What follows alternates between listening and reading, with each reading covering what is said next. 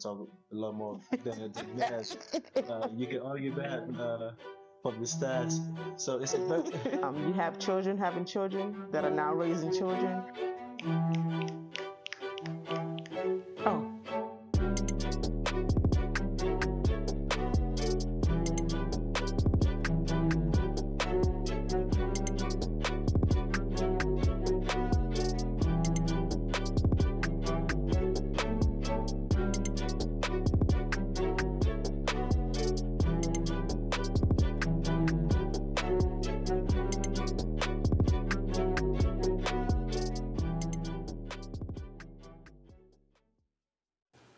Welcome to the Hall of Fancy podcast. My name is Thierry Numbisi and I am your host for this podcast. Now, tonight is a very special one, not only because it is the very first episode of the podcast, but we have a very special guest with us tonight. I would like to take some time before introducing my guest. I would like to take some time to tell you guys about why I started the podcast. Now, over the past few years, I've noticed a change in the way we communicate. Now, if you go online on YouTube and even face to face, you will see that everything is very much superficial. The way we talk, the way we communicate with each other. Now, with this podcast, I'm gonna open the platform for that conversation to happen. So whether it is something that could be triggering, quote unquote triggering, or it could be very offensive. Shout out to the title of the podcast. We're going to open the platform so that we can talk about everything and anything. So once again, welcome to the Audio Person Podcast, and I am your host, Thierry Numbusi. Now, for our guest tonight, we have a very special guest tonight, all right? And I'm going to let her introduce herself. So why don't you tell us your name, where you're from, and what do you do? Okay. So I'm Pamela Kemajou, Cameroonian born, raised in Maryland, and I'm an education administrator. Okay, so you work in the education system. Mm-hmm. Very nice. All right, so the main question for tonight is about perception. Not only perception, but how we perceive ourselves when we communicate with other people, right? And I feel like sometimes we perceive ourselves in a different way when we talk to different people. Mm-hmm. So let's say you work in the school. Correct. So when you talk to your staff, you talk a certain way, Mm-hmm. and when you talk to kids, you talk a certain way. Correct. Right? It's not the same. So tonight, I just want to dive deeper into how we perceive ourselves or perceive others when we communicate. All right. Mm-hmm. So just remember the key word here is perception. All right. Noted. Now, in your opinion, Mm-hmm. what is the difference between talking and communicating? Because for me, when I'm talking to somebody, it's different than me trying to communicate with somebody because I'm trying to pass on the message, right? Mm-hmm. So how would you differentiate the two? And I just want to agree with you. When you are talking, I could be talking. That doesn't mean you're necessarily understanding anything I'm saying. Okay. And I'm just going to use a prime example that happened at work today. I told the office manager some updates about a scholar, and I thought we were in agreement at that moment. However, when I followed up in the afternoon, she had no idea what I said.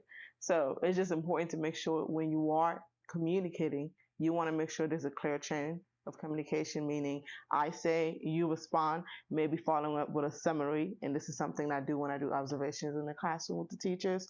I'll give them the praises and polish, and then I'll have them summarize what I said to ensure we're all on the same page before I walk away.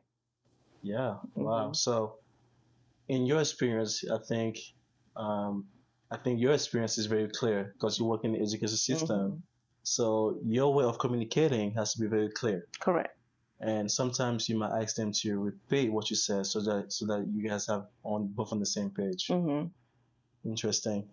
Now, my next question for you is, how do you perceive yourself when you communicate with others?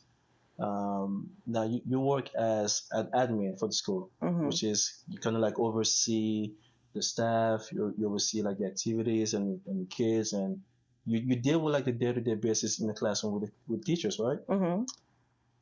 When you are in that position of, let's say, authority, all right, you feel like in command.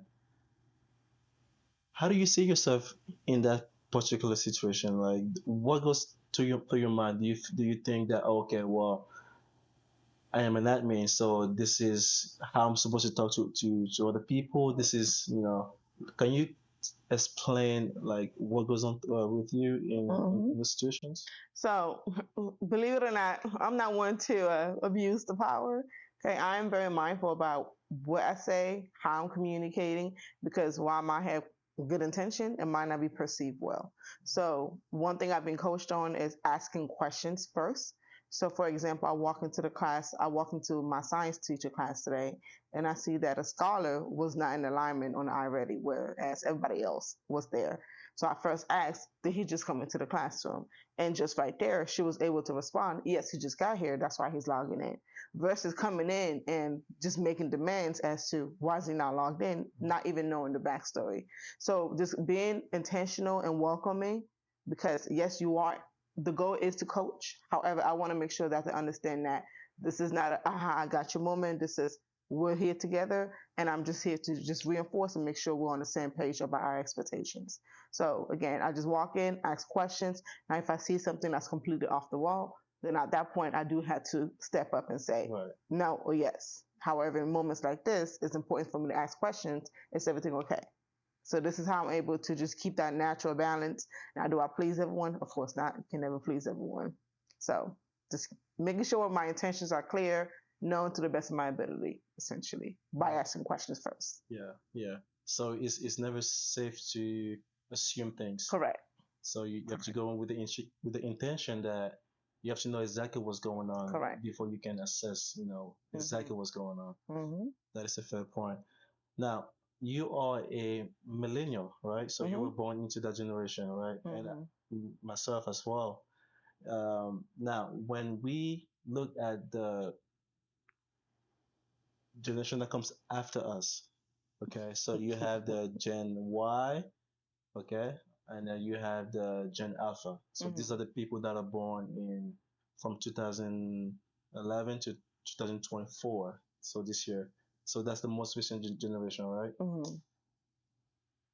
When you go online, okay, you go on Instagram or Facebook, and you see the way they communicate with each other. So it could be through posts or the thing that they just share with within themselves. I don't know what you see, but from my perspective, is that nothing is being communicated. It's just a bunch of um, senseless, information being passed around, and there's no true communication intent beyond that. Now that's the generation that comes after us, right? Our generation is a little different because we grew up in the era of Facebook. Instagram was one of the things that started to come up. So we had the experience of that face-to-face communication where Right. we were in person. Now, what do you think happened in between that gap? So between the gap where our generation to this upcoming generation starting to breed. Well, this is some personal opinion, just disclaimer. One, I think the parents became younger and younger. I want to just start there. You have children having children that are now raising children, so they have not had the opportunity themselves to even mature and mold into the individuals that they want to be. And again, speaking from someone who's in education and has to deal with both parents and students, and sometimes it's hard to tell the difference between who's a child and who's a parent. So I think that starts there, because if the parent didn't take the time or had not had the opportunity per se to mold into that individual, then how are we educating our scholars? So just starting with that. And I think that just created a trickle reaction, because now we have parents, instead of telling the child to communicate their feelings, encouraging them to, well, go fight, go handle it. Okay. And then just true things that I'm actually hearing from the parents. So children are not given the opportunity to even explain what's happening, or even given the option to, here's step one on how to resolve it, here's step two, here's the alternative on how to approach the situation. If it doesn't go this way, that's no longer a thing. Now they're just being pushed to just go handle it, and that's why we had that increase in guns and just violence all over. So I do think it starts back with, again, children having children, and now we have this generation. Two, I think social media has also brainwashed. I won't really say brainwashed a lot of our young individuals. The goal is to be like certain group of individuals, typically celebrities, and the goal of celebrities is to market and sell. So they don't have the knowledge to step back and be able to say, "Hey, this is just done, so they can promote their music or get me to buy something," and the parent themselves are not even taking a step back to do the same because well, they're in the same boat. That makes sense.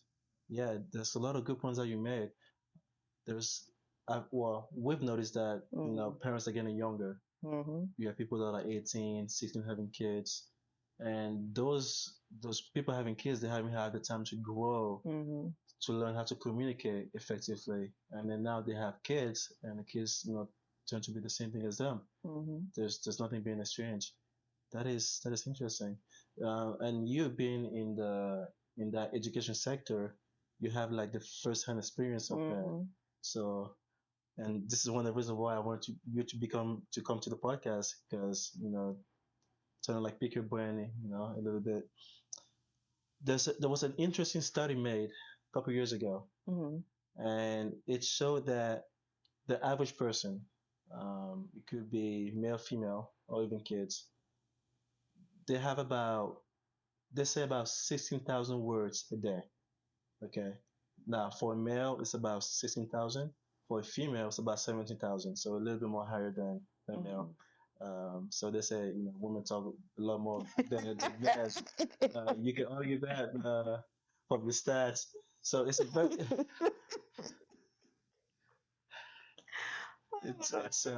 a very interesting stat because, I mean, if you think about it, 16,000 words a day, that is a lot. Yeah. I mean, and also depending on your job, it could be a lot higher than that. Let's say if you work as a salesman, Mm-hmm. You talk to people on the phone constantly, so it could be 20,000, 25,000. But the average person is 16,000, right? Mm-hmm. Out of those 16,000 words, if you had to guess, okay, out of that amount of words, how many words do you think are being effectively communicated to the other person? I'm gonna take a lucky number and just go with 5,000. Wow. So if not less than half. Yes. So you're saying that more than half the time the things that we say are not really being communicated. Correct.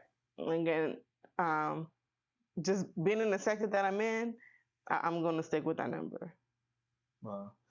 And I can also relate to that because a lot of the things that I see on a Mm-hmm. day-to-day basis, whether it's on the internet or maybe face to face, when I see two people talking to each other, let's say if I go like shopping and I'm at Walmart or wherever, and I see two people talking, most of the time, right, Mm-hmm. the things that are being said are useless. Mm-hmm. It's just things that don't, give any feedback. Correct. And people just like to talk, just for the heck of talking. Now, how can we, I don't want to use the word fix, Mm-hmm. but I want to say, how can we reverse that? How can our communication get better? So how, whenever we talk to another person, how can we be more effectively communicating with that person so we can exchange something that's valuable? So I want to quote something that my principal likes to say. She says, "Check your heart rate."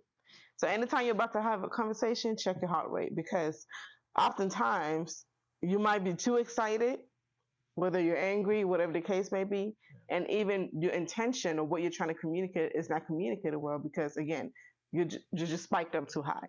So check your heart rate, ensure that you are calm, okay, just calm and knowledgeable what you're doing in that moment, and just slowing down. Those two are important because as you're slowing down, you are able to understand what you are saying yourself and being able to articulate that well. So checking your heart rate, slow down, making sure you're intentional about what it is. So I like to do a lot of practice, especially when I'm going to have this crucial conversation with staff. I'll practice with my head principal just to make sure that my delivery is good and then how I'm delivering it is appropriate. And again, when I get there in front of the person, I can often see, okay, especially if it's going to be a crucial conversation where I have to reprimand the person, I can feel my heart rate. So I'll take a second before I even greet everyone at the table. Now, are they aware of this? Probably not, probably. However, before I even open my mouth, I want to ensure that my delivery is taken the way I'm intending for it to be delivered. Whether it's serious, calm, whatever the case may be, I'm in control of those emotions. Exactly. Wow, that's a good tip right there. Check your heart rate. Mm-hmm. Wow. So is that something that you like recommend to people? Yes, because a lot of times the reason why we can't communicate effectively, everyone is just too eager. I mean, I think about the reason why the kids get into a fight, or parents are. I mean, I had to deal with a parent this afternoon, just wanting what she wants, and parents don't run the campus, so but because the heart rate is too elevated. Yeah. Or a parent, I think it was on Tuesday, who requested to take the law on her side, and when she came back the next day, because she was calmer, she was like, well, no, this is not the approach I want to take. Again, we tend to make very irrational decisions when our heart rate is just too elevated. So just ensure, is this the appropriate moment? Am I too excited? And that's how we make those irrational decisions in the moment, and then we end up regretting it later. That's amazing. So pretty much what you're saying is that we should be conscious of of our of how we feel first. Correct. So be present in the moment so that we can better assess or better communicate with the other person. Yeah, I completely agree with that. Yeah. So funny story. So when I was a kid, probably say like 7 to 10 years old, right? A lot of people used to tell me that I'm shy or I was like too reserved, like I wasn't talking a lot. But then as I got older, I realized that I wasn't shy. What what I used to feel back then wasn't shyness. It was because the conversation around me was so superficial that I didn't want to partake in it. You know, like you have a lot of people, when you're a kid, they just tell you things because, because of the heck of it. And I wasn't trying to be part of the conversation because it didn't mean anything to me. I was looking for something a little bit more deeper, even as a kid. So I realized that a couple years ago that I wasn't really shy or reserved, or they would say. I just didn't entertain those superficial conversations. So I was very selective in my communication, right? So if you have something to tell me that was that was going to benefit me in some way, I will listen and I will talk with you. I will try to make that conversation. But if it wasn't the case, then I would just say nothing. And most people will assume that I was shy that way. Um, do you do you feel do you feel like do you feel the same, or do you feel as if that's kind of like what most people will go through as as kids? Well, I can't speak for myself because I'm very outgoing. I like to socialize, but definitely as I've gotten older, kind of like what you said, I have been more intentional about what I'm even engaging myself in. Of course, as I was younger, I just want to be around, wherever everyone is socializing. I just want to be part of the mix. However, as you get older, I mean, it's important for me to reserve my energy, the small one that I even do have.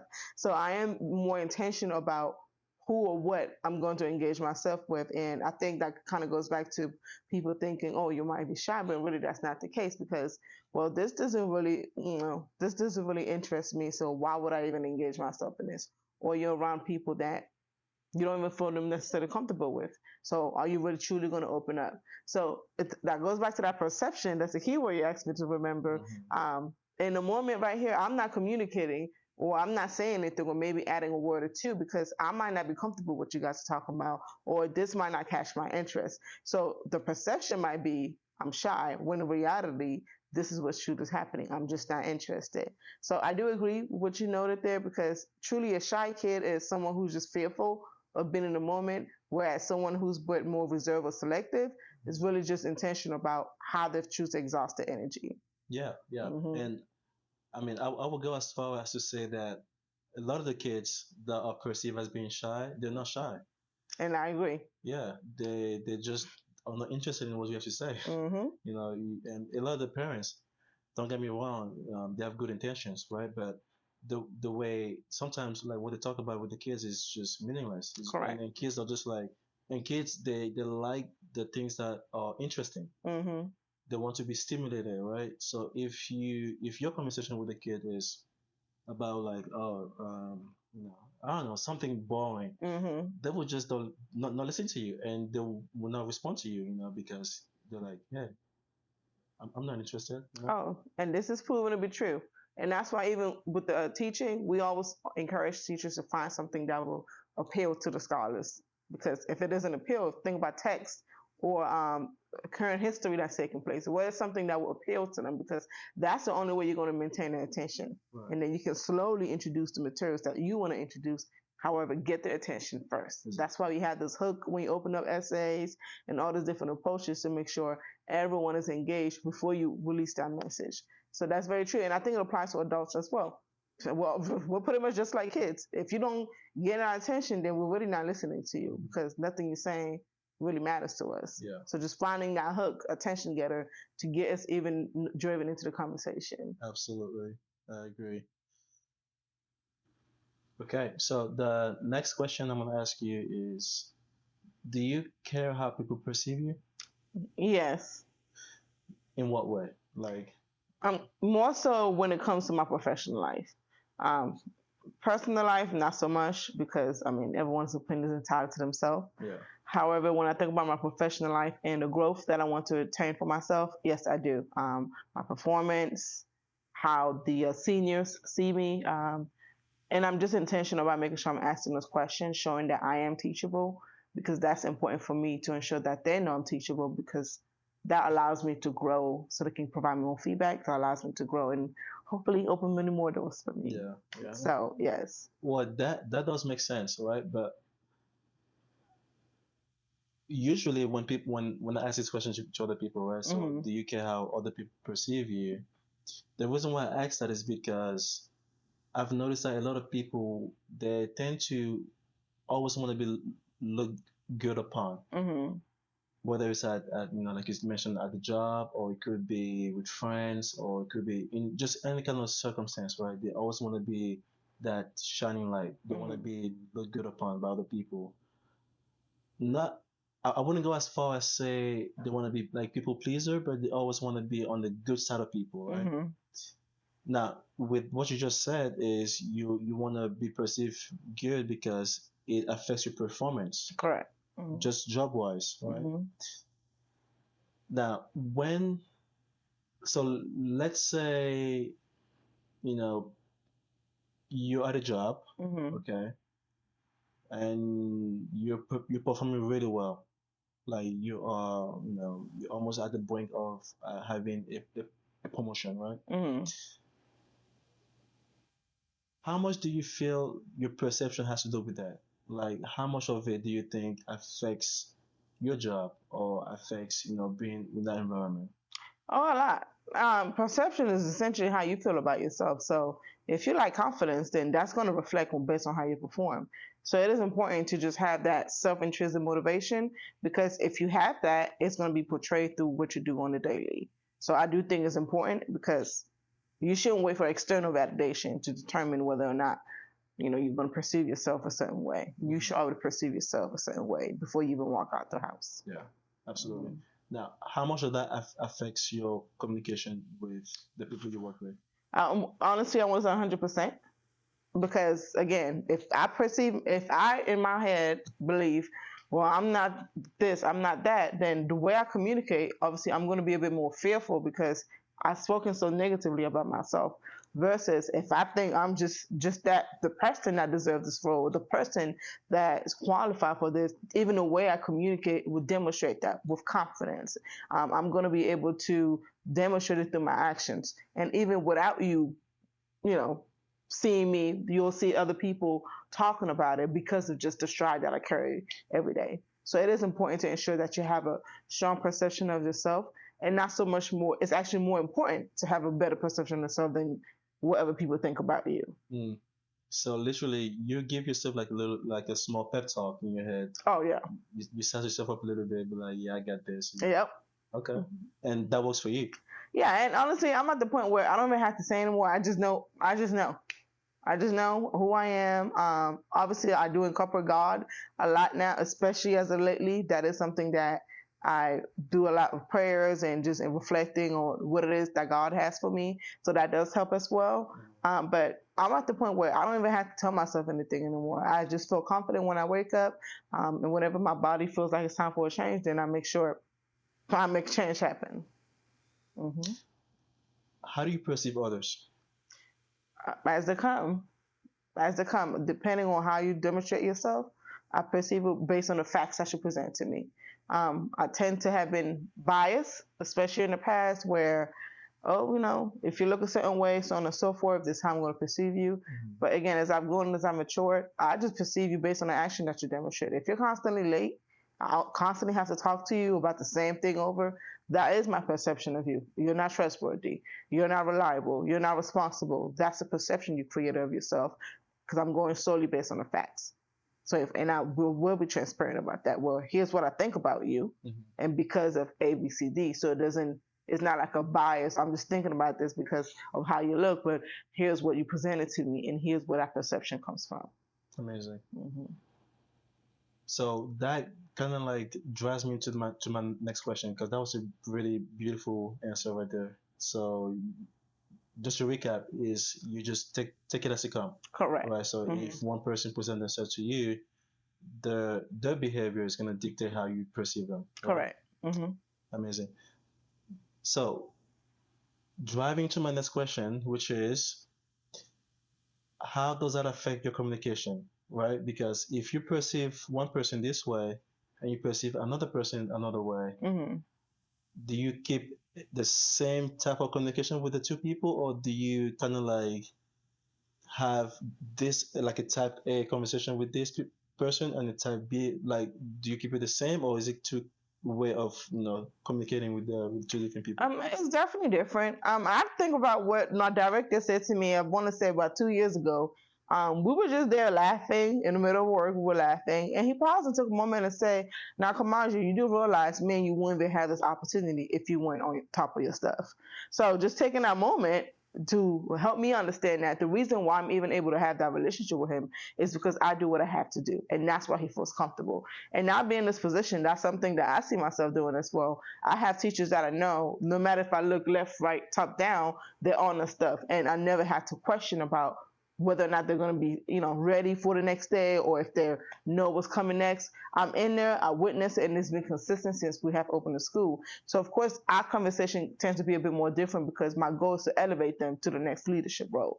Whereas if I'm talking to someone who, again, the perception I have of them is a bit negative because of what they have portrayed to me, then yes, my conversation is a bit different, because I'm not focused on building them as leaders. I'm focused on making sure they can even get the basics correct before we can even get to that next level of conversation. So just because of my focus, immediately the communication aspect of it is different. I'm trying to make sense of the whole thing you just said, right? Mm-hmm. It's gonna differ by the person because of the level of, I guess, engagement. Because on one side you have one person that, they trust you already, mm-hmm. right? They know that you're gonna perform correct at a certain level. Mm-hmm. Now on the other hand, you have like you said, the teacher, mm-hmm. that you have to talk to them at a level where they get the basics right. Now I don't understand that comes with the job. So mm-hmm. that's just what happens at the job, right? Correct. Now let's take the job out of the equation. Mm-hmm. Let's say these two people that we just mentioned, you don't work with them. Mm-hmm. They could be your friends. They could be people that you met on the street, just anywhere. Would it be the same case? Like, would you approach them? Would you communicate with them the same way, or would you still have that divide? There will still be a divide. If this is, people that I know in my personal life and, not professional world, then the individual that's never on time, not responsible, I probably won't even be communicating with that individual. Because I'm intentional about who I even allow in my life, and that is not an individual I would even tolerate. Mm. So there won't be any communication existence if there was in my personal life. That's amazing. Mm-hmm. So your communication depends on the the other person's behavior, pretty much. Right. Behavior, again, just being teachable and willingness to grow. Mm. Okay. So it's one thing if we're constant, I mean, we're all human beings, we all make mistakes. It's one thing if we're talking amongst one another, finding ways that we can grow and be transparent with one another to ensure we are elevating together. And I can clearly see evidence of that. There's another, if I'm spending time and energy doing the same thing with the other individual and there's no evidence, then naturally I would distance myself to the point where the communication just dies off right there. Wow. It makes sense in a way, yeah. Would you consider yourself a good communicator? I consider myself a growing vessel. Okay. We all have work to do, and I, for myself, I do think there are definite areas of improvement. What's the missing part? I just think about, again, because I kind of noted with the practice run that I had to have the conversation with my head principal just to get a practice run before I talk to the staff. And sometimes I might get into that meeting and, like I said, take a second because my heart rate is a bit elevated. So that's the part right there. Just being able to get in that moment and just execute without even taking that second. So that just comes to show that I still have growing moments in me. So I am taking the steps to make sure I'm practicing, but I want to get to a point where I no longer have to practice and I can just get into the place and just execute well and be able to step away. Right. That's a very good point. How would you define communication? Communication is clear message. Clear message meaning you're able to walk away and we're able to speak the exact same language wherever we are. So I think about the unit schools that we have and just the district being able to come visit and note that they all look the same. That's communication right there. That means whatever that message that was sent out from the head up, which clearly communicated and spread all across. That's clear communication for me. And do you believe that every time we communicate, well, not every time, do you believe that communication has to be valuable in some way? Oh, yes. Definitely. And that's what I talk about. As I was younger, I didn't really care much. I just wanted to be in the midst. But, as I got older, I realized just how influential and impactful it can be to engage in conversation that has no value. Because you are essentially just exhausting your brain cells to engage in something that really is not going to even benefit you in the long run when you could have been doing something else with that time. Yeah. So, yes, it is essential to ensure that whatever I'm engaging for in that moment makes sense and it's something I can pull away. And like my head principal will say, if someone is sharing something that makes no sense to you, just reply, thank you for the information. And that's just my go-to now. That is such a polite way. I mean, you can just tell them that, oh, whatever you just said to me makes no sense. Just be honest with them. They get the gist now. Yeah, I'm sure they do. Wow. Oh, man. Yeah, I mean, you share some really insightful things today, especially the one with the check your heart rate, because I think that's gonna help a lot of people. Oh, yeah. If people, even before they can engage in in communicating with somebody else, if they just check the heart rate, make sure that they are level-headed before they can engage in the talk. I think there's going to be a lot more value being exchanged in that communication. Nice. All right, my last question for you. Okay. We talked a lot about perception, how you perceive others, how you perceive yourself, and then we tied it back to communication. And my take on that, before I ask my question, okay, my take on that is, I've noticed a lot of people when they communicate with different people, right? Let's say I have a job interview tomorrow and I have the interview with like a CEO of a big company. The way I talk to that CEO in my interview, okay, well, let's take the interview context because it's very formal. Let's say if I meet a CEO on the street, right, and I start talking to him, and he tells me, "Oh, I'm a CEO of this company. I make a lot of money. I own this and that." The way I talk to that person is going to be extremely different than talking to my friend, because I'm going to have a perception of that person to the extent that, oh, he's there, like he's made it. he's very influential. He's important, all that kind of stuff. So the way I'm gonna talk to that person is gonna be different than my friend. Whereas I feel so relaxed with my friends, right? I know them already, whether they are, influential or not, right? It's gonna be completely different. And I believe that it shouldn't be that way, right? Mm-hmm. Because it's like a loss of integrity. Why would you, have that difference of communicating with someone else? So let's get into my last question for you. All Mm-hmm. right. If there was no perception, right? So let's just say that you were non-biased about Mm-hmm.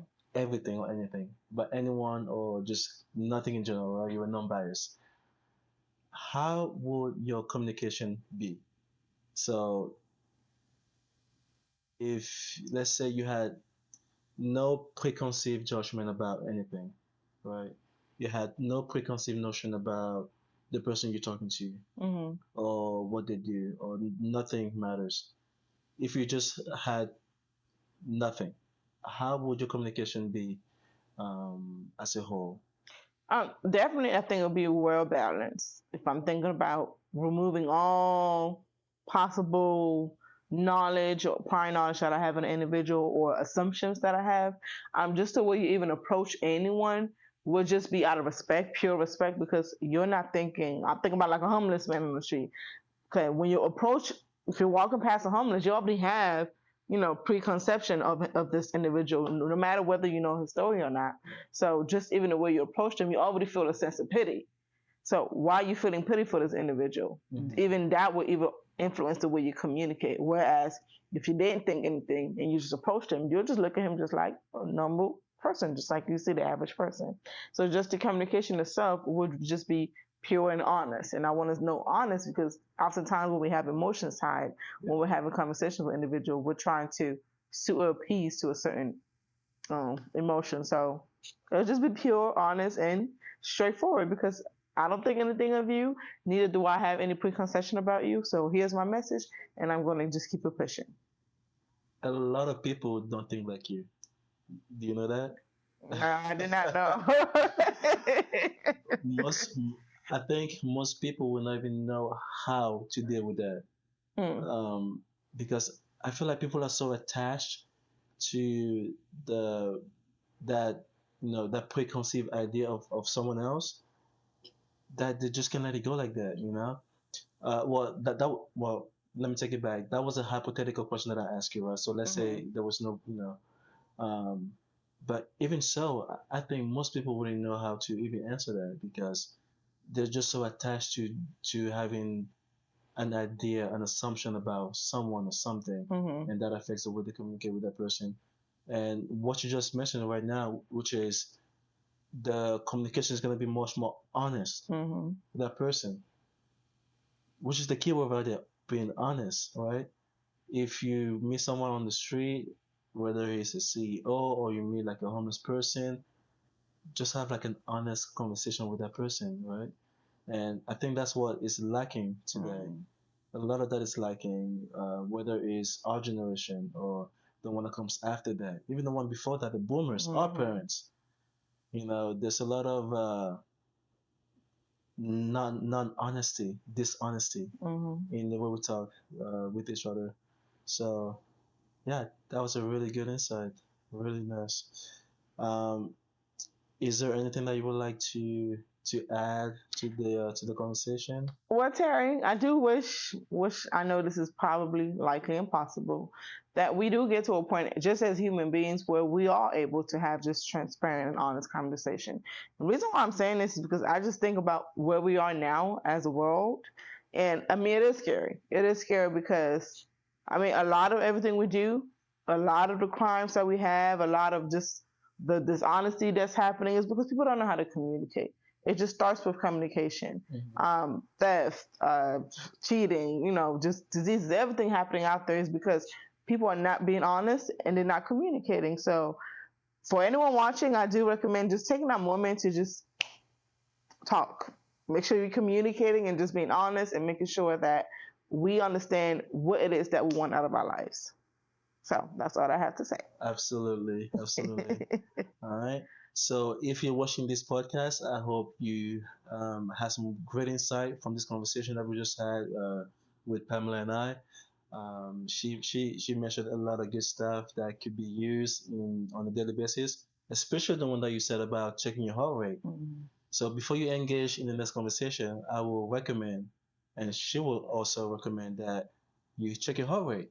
So Mm-hmm. just slow down, be present, and have that effective communication. Pamela, thank you so much for being here. Yes, sir. Thank you for having me. Wow, that was really good. All right, Appreciate you. so stay tuned for episode 2 of the podcast. All right, thank you so much for watching this, and don't forget to subscribe on YouTube and give us a follow. All right, once again, thank you for being in this podcast. My name is Tyrion Obisi, your host, and peace out. Oh.